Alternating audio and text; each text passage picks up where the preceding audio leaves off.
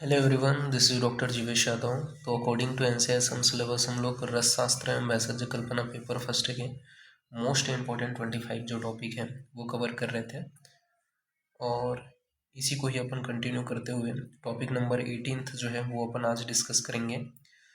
वो है आपका चूर्ण कल्पना। ठीक है, बहुत इंपॉर्टेंट कल्पना है। ठीक है, तो चूर्ण कल्पना, तो यही इसका पासवर्ड रहेगा चूर्ण, बस आपको टाइप करना है। ये पीडीएफ ओपन होगा। ठीक है, तो क्या होता है, चूर्ण कल्पना को ही कल्क कल्पना भी, कल्क कल्पना का ही उपकल्पना है ये। ठीक है, चूर्ण कल्पना क्या होता है, तो अत्यंत सूखे द्रव्य को सीला पर अच्छी तरह से पीस करके या इमर दस्ते में कूट करके अथवा डिसेंटीग्रेटर में पीस करके महीन कपड़े से छान लेते हैं तथा सीसी में रख करके कार्क लगा देते हैं, यानी कि एयर टाइट जो चैम्बर है उसमें रख देते हैं। ठीक है, तो ये क्या कहलाता है, आपका चूर्ण कल्पना कहलाता है। चूर्ण कल्पना को ही रज या छोद भी बोला जाता है।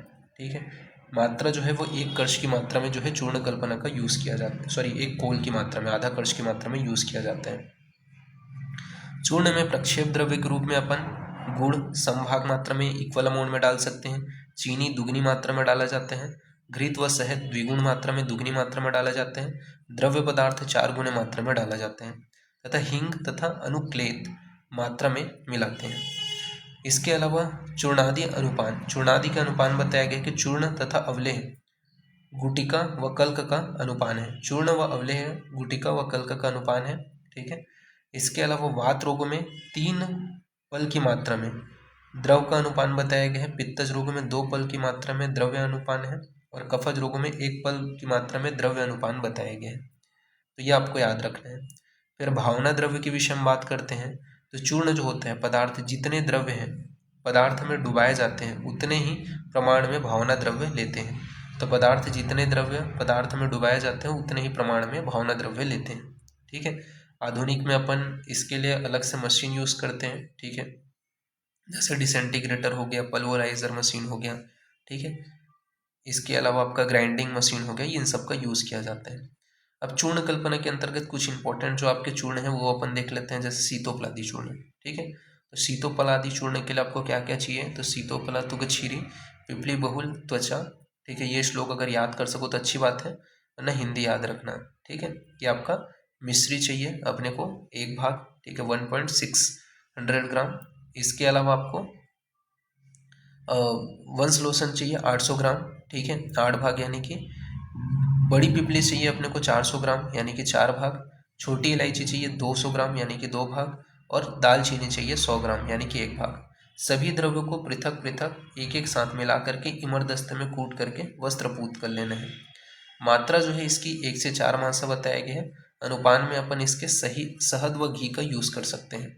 ठीक है, उपयोग के विषय में बात करें तो कहाँ कहाँ भी इसका उपयोग किया जाता है, तो श्वास काश क्षय रोग, राज्यक्षमा, जीर्ण ज्वर हो गया, अरुचि हो गया, पित्तज विकार हो गया, धातुगत ज्वर हो गया, मंदाग्नि हो गया, सगर्भ स्त्री हो गए, अम्ल पित्तादि विकार हो गए, इनमें अधिक लाभप्रद होते हैं।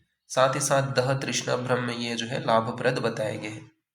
इसके बाद में आता है आपका हिंगवाष्टक चूर्ण। ठीक है, नेक्स्ट क्या है आपका हिंगवाष्टक चूर्ण। तो हिंगवाष्टक चूर्ण में आपका क्या आता है, तो त्रिकटु हो गया, अजमोदा हो गया, सेंधा हो गया, जीरकद्वय हो गया। ठीक है, ये सभी अपने को चाहिए।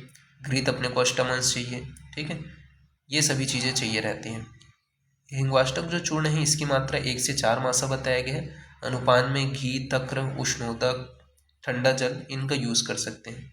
इसका गुण बताया गया है कि मंदाग्नि हो गया, अरुचि हो गया। ठीक है, इसके अलावा दीपन, पाचन, ग्रहणी, वायु अतिसार, प्रवाहिका, आद्यमान, गुल्म, शूल, इनमें इसका प्रयोग किया जाता है।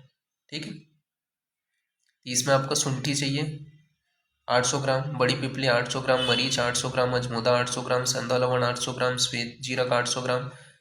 इसके अलावा आपका श्याम जीरक 800 ग्राम, शुद्ध हींग 100 ग्राम। ठीक है, इनको वस्त्रपूत चूर्ण कर लेंगे और पृथक पृथक करके गाय के घी में हींग में भून करके कलर में मर्दन करते हैं। तो इस प्रकार से इसका निर्माण होता है। फिर नेक्स्ट है आपका तालीस आदि चूर्ण। ठीक है, तो तालीस आदि चूर्ण के अंतर्गत क्या है आपका, तालीस पत्र चाहिए 50 ग्राम, मरीच चाहिए 100 ग्राम, सौंठ 150 ग्राम, पिपली चाहिए 200 ग्राम, वंशलोचन 250 ग्राम, दालचीनी 250 ग्राम, सॉरी 25 ग्राम, छोटी इलायची 25 ग्राम, चीनी अपने को 1 किलो 600 ग्राम चाहिए। इनको सूक्ष्म चूर्ण करके इसका निर्माण किया जाता है। इसकी जो मात्रा है वो 1 से 4 मात्रा तक बताया गया है। ठीक है, तो ये आपको ध्यान में रखना है। अनुपान में अपन मधु घृत का यूज कर सकते हैं। उपयोग में इसका अपन श्वास, कास, अरुचि, दीपन, पाचन, ठीक है, इनमें इसका यूज कर सकते हैं।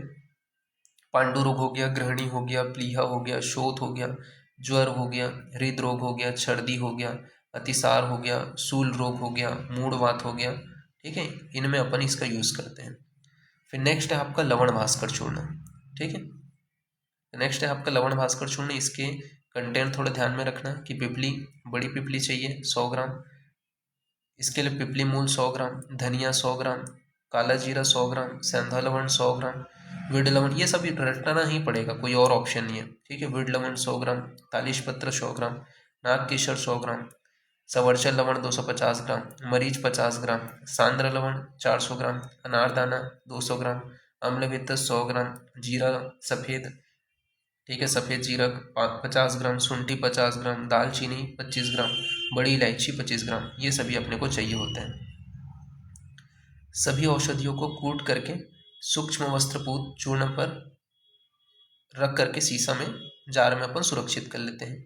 इसकी मात्रा 2 से 4 मासा बताया गया है। अनुपान में उष्णोदक, नींबू का स्वरस, मस्तू, तक्र, शुक्त कांजी, इनका उपयोग कर सकते हैं।